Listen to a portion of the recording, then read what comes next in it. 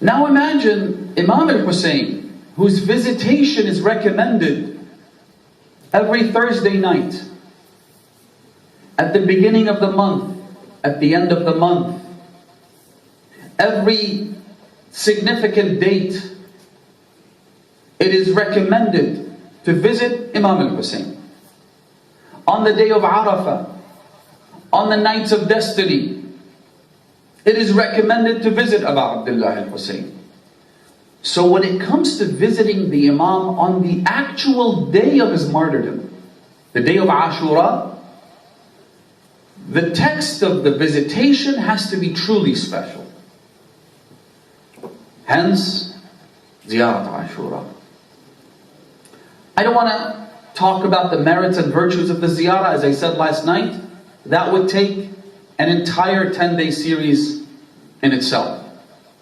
But I do want to zoom in on the very last part of the ziyarah, which is, for those of you who are familiar with the visitation, is the moment when you prostrate to Allah subhanahu wa ta'ala and supplicate to Him. The actual statements made, the prayers, the invocations, the du'as, specifically 2 of them, that we make during that prostration are of immense significance. And I think that's an understatement. There is so much hidden deep in these 2 gems of wisdom that I don't know where to begin. But we'll do our best. We're like a frog, or a man, or a woman, or some kind of a creature who is standing by the beach or the bank of a massive raging ocean or river. And while there is no way we can completely absorb and process all of this water, all of this wisdom, all of this knowledge, we can take a handful of it.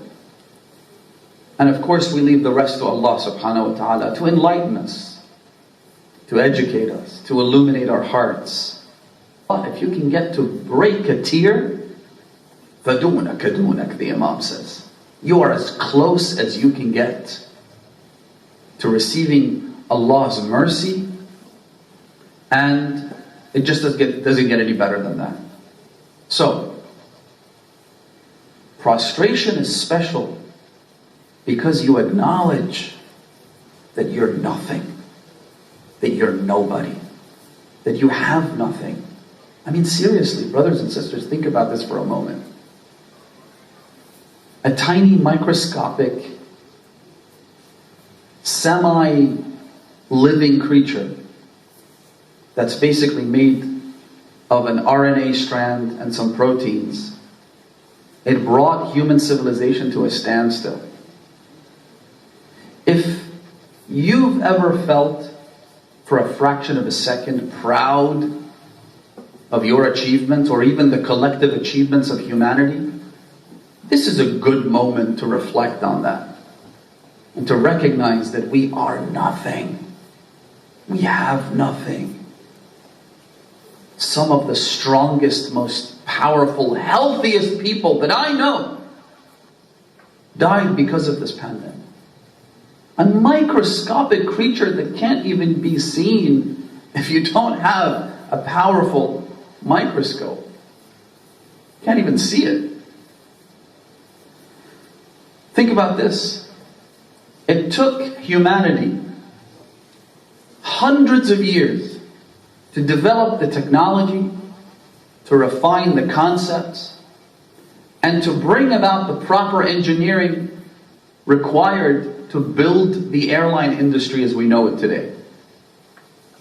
How hard, how much money had to go into this?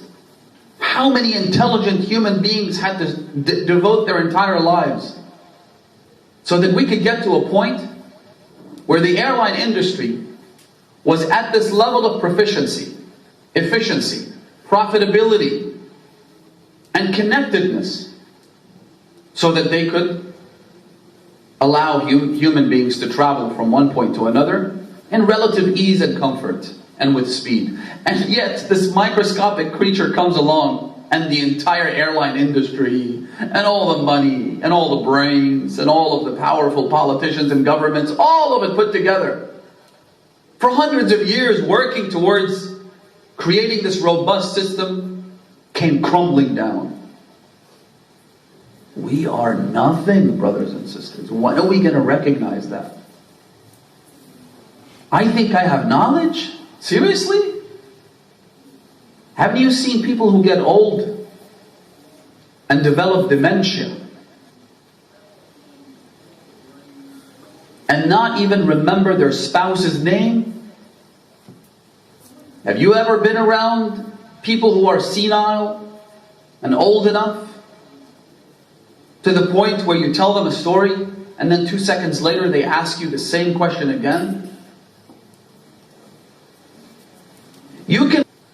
We're left speechless. How is it possible for the Imam to know exactly what's going to happen to him? Because it was foretold by the Messenger of God, by Amir al-Mu'mineen, by Fatima al-Zahra. Forget Imam Hussain, Lady Zainab knew every single detail in that journey. How could he then go through with it? How could he continue down that path knowing what's waiting for him? Part of it has to do with the fact that Imam al-Hussain himself says, if you know that Allah is with you, Allah truly fulfills His promise to you. He looks after you. And so, I don't want to take too much time on this specific point, the importance of the prostration. So in the interest of time, let's go to the actual words that you say in the prostration. Allahumma laka alhamdu hamd ash-shakirin laka ala musabik. Alhamdulillahi ala azimi raziyati. I talked a little bit about this last night, but one point I want to refer to here is this. The reason you are thanking Allah for being in a state of affliction is because there is no greater state to be than mourning about Abdullah al-Hussain. There is literally nothing else you can do. One of my teachers, may Allah and solace and hope, is that despite the flaws, the fatal flaws of my mourning for Imam al-Hussain, the Imam himself and ultimately God is generous enough to accept my flawed mourning for Imam al-Hussain. In other words, my actions from beginning to the very end, including my azaa for Abu Abdullah, is riddled with too many fatal flaws. It's worthless. But they've made an exemption here. Allah has made an exemption that what you do for Imam al-Hussain will be accepted irrespective of its flaws. How do we know that? Multiple traditions, listen carefully. Because again, this is what, the only thing that gives me hope. I'm not judging any of you. The Imam says that whoever cries for Hussain, وَلَوْ كَانَ كَجَنَاحِ الْبَعُوضَةِ, if you cry for the Imam, even if it's the size of the wing of a mosquito, Allah subhanahu wa ta'ala will take you to paradise. Allah will forgive your sins. Now, of course, I'm sure there are people who are going to say, how is that possible? How does that work? One tear for Imam al-Hussain, Allah subhanahu wa ta'ala giving you this much thawab and this much. First of all, God is free to do whatever He wants. He is God after all. And if God wants to be this generous, who am I to object? Who are you to object? أَنَا أُعْطِي وَأَنْتَ تَبْخَلْ, the commander of the faithful said to this person who objected when the Imam gave too much money to a poor beggar. He said to him, Ya Amir al-Mu'mineen, that's too much. You could just give him a coin or two. Why give him $1,000, for example? The Imam said to him, أَنَا أُعْطِي وَأَنْتَ تَبْخَلْ. I'm the one giving it, you're the one being stingy about it. Get out of my way. We're being stingy that Allah subhanahu wa ta'ala wants to forgive those who cry for Imam Hussain. How dare I do that? And there's a whole discussion about that. I don't want to get into it right now. My point is this. The hadith says, مَنْ بَكَى أَوْ أَبْكَى أَوْ تَبَاكَى فَلَهُ الْجَنَّةِ. Even if you pretend like you're crying. Why? Because pretending like you're crying is you saying, Ya Abu Abdullah, I am nothing. We've already established that. I have nothing. I'm a nobody. I can't even cry for you, but accept this from me. Accept this humble, insignificant, worthless gesture from me. Me acting like I'm in a state of mourning. Ya Abu Abdullah. Allah buys that. It's a faulty product. It's riddled with flaws. It's messed up. It's worthless. But Allah says, you know what? Give it to me. I'll buy it. I'll buy it for a hefty price as well. Now, it's an act of worship. It's a tasbih of Allah subhanahu wa ta'ala. God says, I'm buying all of this. Which is why we say, Allahumma laka alhamdu hamd al-shakirin laka ala musabihim alhamdulillahi ala azim raziyati. Then we make these two prayers. So far it was a statement, alhamdulillah. The two prayers that we make is what I want to spend a little bit of time, perhaps over the next 2 nights, talking about, inshallah. The first one I won't discuss tonight. Allahumma rzuqni shafa'at al-Hussain yawm al-wurud. Oh Allah, grant me the intercession of Hussain on the day where we enter upon you, meaning the day of judgment. I don't want to talk about this because this needs an extended session. The shafa'ah of Imam al-Hussain is greater than me trying to cram it into a lecture or two. But I do want to mention a couple of points about the second part of this dua, which is what? Allahumma rzuqni shafa'at al-Hussain yawm al-wurud wa thabbit li qadama sidqin 'indaka ma'a al-Hussain wa ashab al-Hussain alladhina badhalu muhajahum duna al-Hussain alayhi as-salam. Very, very quickly, brothers and sisters. The question of thabat, the question of steadfastness, the question of remaining on the path is one that is so difficult, so challenging. You need divine intervention for it to work. Which is why you need to pray. Which is why you need to invoke the name of Allah. Oh Allah, make me steadfast on the path of Hussain.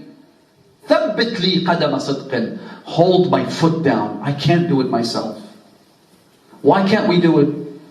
Look at the world around you. Are you kidding me? Look at all the challenges. Look at all the desires, the temptations. Some people, actually most people, if not all people, when it comes to their bodily desires, when it comes to lust in particular, they're weak. In fact, the Quran says so. In Surah An-Nisa, Allah subhanahu wa ta'ala says, خُلِقَ الْإِنسَانُ ضَعِيفًا. The point I'm making here is that we have so many challenges around us. The chances and the probability of us slipping and losing our way and losing the love of Imam al-Hussain are very high. Which is why you need to make dua. ثَبِّتْ لِي قَدَمَ صِدْقٍ عَنْدَكَ مَعَ الْحُسَيْنِ وَأَصْحَابِ الْحُسَيْنِ. Ya Allah, I can't do this myself. I can't do it alone. Help me.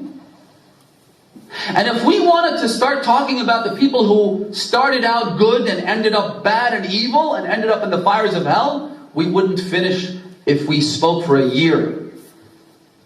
Think of Barsis al-Abid. Barsis al-Abid, whose story I'm sure you've heard before, was mustajab al-da'wah, brothers and sisters. Do you know what that means? I can almost guarantee, have never seen a person who was mustajab al-da'wah. You've probably never heard of anyone in this present world, who is mustajab da'wah? Mustajab da'wah means every prayer you make gets answered instantaneously. How hard do you have to work to get to the level where your prayers are answered? He was at that level, and yet the woman he fornicated with and committed adultery with was sick. Those of you familiar with the story will know what I'm talking about. They brought her to this man because they knew that his prayers would be answered. They asked him for a prayer. He prayed and she was healed. But then he ended up committing the sin of fornication. Then, having realized that now I'm going to get exposed, now people are going to find out, I will lose my reputation, one sin leads to the other. One ring gets pulled and the entire chain gets pulled. And so after that first sin of fornication, the next logical step, as far as he was concerned, was to kill her. Murder the woman, and no one's ever going to find out. Then after he killed her and they found her body buried, and they took him to the judge and he was sentenced to be executed. He's about to be executed. The chair's about to be pulled from underneath him. The shaitan presents himself in the form of a human being. He says to him, you see what I did to you? You see how powerful I am? You see, only I could have done this to you. You were mustajab da'wah, and look at where you are right now, about to be executed for the murder of a woman you fornicated with. Now, there's only one person who can save you, and that's me. But you have to pay the price. He said, tell me anything. He said, you have to prostrate before me. Take me as your God. He said, I can't. Look at me. I'm tied up. I'm about to be executed. He said, well, close your eyes in a gesture. That's all I want from you. Just close your eyes. I'll take that as your prostration. He closed his eyes. The chair was pulled from underneath him. He was executed as a fornicator, a murderer, and a kafir. A satanic worshipper. We could go on and on, brothers and sisters. Think of Zubayr ibn al evil person who ended up being good. A very simple example is Hurr ibn Yazid al-Riyahi. Hurr he woke up that morning on the day of Ashura as one who was so evil that we would have been cursing him by name until the day of judgment had he not been guided by Imam Hussain alayhi salam. He was evil when he woke up in the morning, and then in the evening he was laid to rest as one of the compatriots of Hussein, one of the closest companions of Hussein, a man about whom the Imam said, قَتْلَةٌ كَقَتْلَةِ الْأَنْبِيَاءِ. The way you were killed, Ya Hurr, was how prophets are killed. Allahu Akbar.